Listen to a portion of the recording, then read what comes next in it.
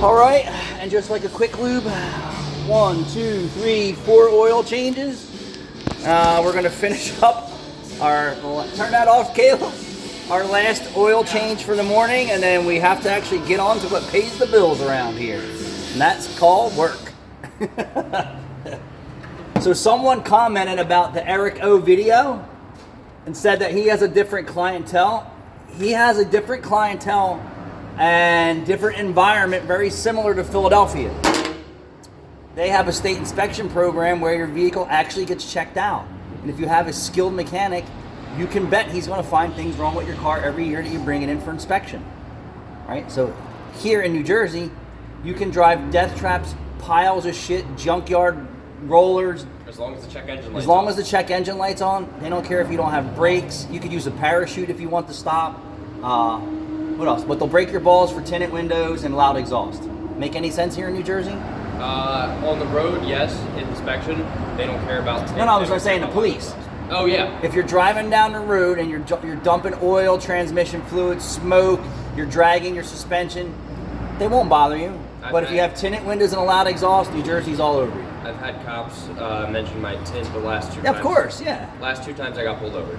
But yes, Eric O is in a state where the customers are pre-programmed for obviously what maintenance they need, right? So oil changes would be 1. 2 is coming in for a yearly inspection, and 3 would be the repair. So that's the triple X, slot machine at the casino that you put your money in. Here in South Jersey and New Jersey, we don't have that option here. And based on the vehicles you see and the conditions they are here, and since there's no comprehensive safety inspection, you don't need steering wheel, you don't need parking brake, you don't need tires. You could actually drive down the road on your rims if you really wanted to. The cops may or may not pull you. You'll probably get stopped for defacing public property. You might. Along those lines. You might. Because you're damaging the roadway. But there is no safety inspection, so correct. So Eric O is in an environment that is way more lucrative than any Meineke or Pep Boys or anybody else in South Jersey. So there is emissions testing, but I see so many people driving around with inspection stickers that are 10 years old or no inspections on their cars. I think law enforcement guys aren't even car people anymore. Like when I got pulled over in a Monte Carlo, I gave the guy my registration and insurance. He checked the VIN number and he asked me what year car this was, because he didn't have any clue that it was made in 1980s. These guys just don't know. So I think the law enforcement people, I'm not busting on them, they're not forensic car people. And since there's no state inspection, what do they care? And like Philadelphia, it's the same thing. They have a comprehensive emissions and state safety inspection. And if you have a skilled technician that knows how to maintain a car and look for repair work and find problems, yes, you can do very good. So I don't really think Eric O is chasing oil changes to fill his bays of customers that aren't interested in fixing their car. I'm sure he gets his share of people say, hey, I give up and I don't want to do this anymore to it, or it's all rotted out, or whatever the case may be. But yeah, he's in a whole different environment. They're public and their state, those residents, registered vehicle owners and businesses that are operating fleet vehicles are all predisposed to come in for inspection and open their wallet for repairs and maintenance. And then the police actually have leverage to say, hey, your vehicle's uninspected, and whack you for a fine. In New Jersey, the cops can pull you over with blacked out windows all the way around. Yeah. You can roll down your window, blowing a blunt, smoked up, and ain't nothing they can do about it. The cops all mentioned something about my tint. They never said anything about no inspection sticker. Yeah, for one, they probably don't know what year Civic your car is. They probably think it's the Focus. Even the Focus. Even though they looked at your registration, when the guy looked at my insurance and registration, actually he looked at the VIN number or something. I forget what it was. And actually, did I have paperwork on the dash at that time? I don't even remember. No, I didn't have insurance and registration. I didn't have insurance and registration. I apologize. But he still didn't realize that car was made in 1980. Yeah, well, he had all the documentation. It was just in his glove box. But my tag is registered, so when he pulled up behind me, their vehicles are auto read your tag. They don't just click a button. It's auto read. So it should have said 1986 Monte Carlo, and the street that I live on, it's going to come up right then and there that we were on that street, and that was me. So my point is, I think most of these law enforcement people who are not old school, these young guys, they don't know what a 1970 or 1980 or 1990 vehicle looks like. They have no clue. He had no clue that my vehicle absolutely needs no safety inspection for one, because there isn't one, and no emissions testing whatsoever because of the age of the vehicle. But correct. Philadelphia is a very lucrative state to have a business in. And I envy Eric O in the state that he's in, and I also envy the guys that are in Pennsylvania who have the opportunity to run their business off of state inspections. It makes your job a lot easier.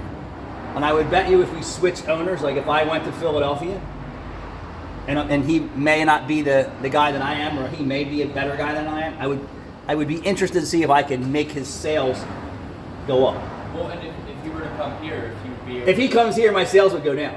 Well, because he's not used to not having a safety inspection.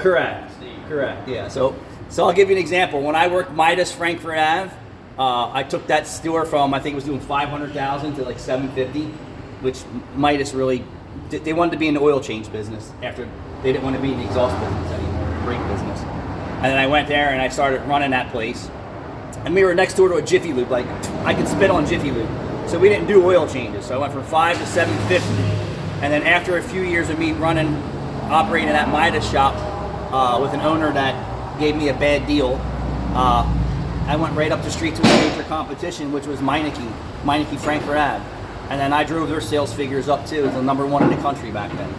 So very, very interesting fact is I would really like to see if I could get into someone's shop over in Philadelphia and spend some time. We could just, like when they say wife swap, let's shop swap and see if you can't take Meineke Cinnaminson to the next level.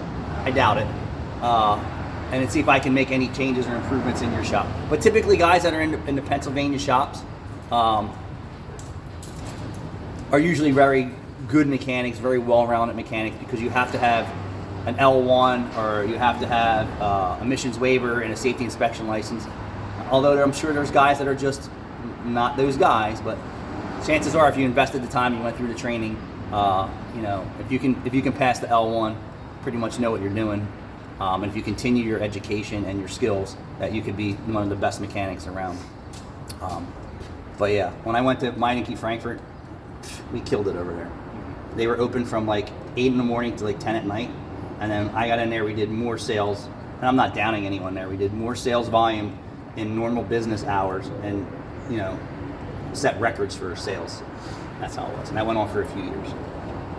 And then we hit an election year, and then we struggled a little bit. And then I think I wound up buying this place, and then I had to build this from scratch. Yeah, so this was a total dump. Nothing in here. No customers, nothing, complete dump. The bathroom was nothing. There was a tree growing in the middle of the office up to the roof. Oh yeah, this place was horrible. It was complete. When people say my truck was a piece of shit, this building was a piece of shit when I bought it. And then, we take care of it, and we take care of it, and we paint the shop, and we clean the floors, and we clean the office.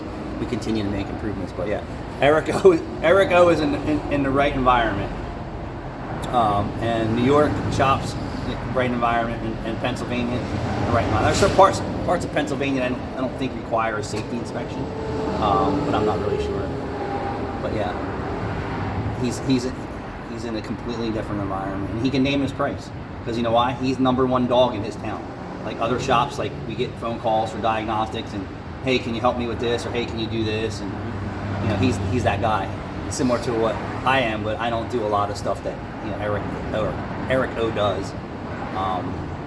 And then same thing with some of our guys that do engine time and chains all the time and shit like that. They have the base space and we don't. So I would love to do more of that work, but we just don't have the base space here. And I don't really think it pays that well. If you're going to spend 3 days on a time and chain job, right, for $2,500, yeah, I can do that in one bay here, in one day, or you more. can do that in one day in a couple hours. In a couple hours, The average for bay performance used to be $150,000 a bay. Your bay should produce $150,000, not profit. They're just saying your sales numbers. So if you just put that old math, and I don't even know what it is today because the cost of employees, cost of running the business, cost of everything has went up. We'll just put it at, I don't know. We'll just say 150 because that's what it used to be. Yeah, it's $600,000 for the shop. 600,000 is nothing for Meineke Cinnaminson. and that's not even chasing oil changes. Mm-hmm. And if we did, I could probably add another 50,000. I mean, for 6,000 more cars. Yeah. Not worth it. But just say it's 200,000. We still outperform the average. You know what I mean? And we're not busy. Like, we could be way more busier with brakes, front end, exhaust, tune-ups, This airbag, is still our slow season, and body we're work. still pulling in good weeks. Yeah, but no state inspection. And there's only 2 of us. So there used to be a point where people would come to Meineke, just not to get off subject, for a check engine light for a failed inspection. And then the state got involved and said, hey, well, if you're not a state inspection facility, you need a special number. It's not true. If you read the fine print on the back, it says the vehicle owner can repair his own vehicle. So what makes the vehicle owner any more qualified than you? Nothing. Absolutely nothing. They have no skill, they have no training, nothing. But if you're in a repair shop and you make repairs, you have to have license and inspection numbers and all this shit. But if you're the customer, you could go throw every part at it you want, still not pass inspection, and then they'll write you a waiver after a certain amount. What sense does that make? But there used to be people coming, oh yeah, my exhaust is leaking, because they would fail you for exhaust leaks in New Jersey. Now they don't do that. Yeah. I passed with an exhaust leak on this end. Hey, my check engine light's on, I need a catalytic converter, or I need an O2 sensor, or I need a pipe, because check engine lights now come on for exhaust leaks and, exhaust manifolds. But then now you got to be a certified emissions repair technician in New Jersey to fix an exhaust leak. What fucking sense does that make? None. So if you're in New Jersey and your engine light's on, you can go to any repair shop and get your car fixed. Not a big deal. And you don't have to have all the licenses and all that stuff. Fine print says on the back that you can repair your car yourself. Well, okay. You can figure that out. So let's get this oil filter off and let's keep moving on. And I learn a lot from Eric O because he sees stuff that we don't normally see here at Meineke Cinnaminson. And by me watching what he does and having all the experience I do, I can relate and I can remember a lot of that stuff. So let's get this drain plug off.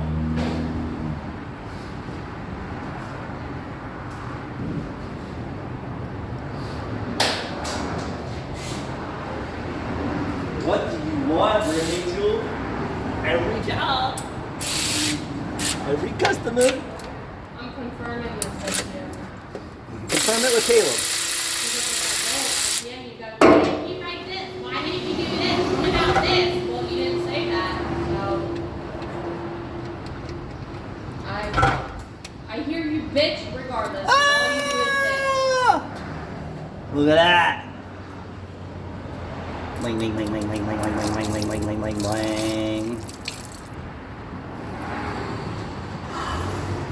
I smell gasoline. It's not really heavy, but that's what they mean by fuel dilution. That means blow by and fuel leaking into your engine oil. All right, I gotta get back to work. Thanks for watching. This is work.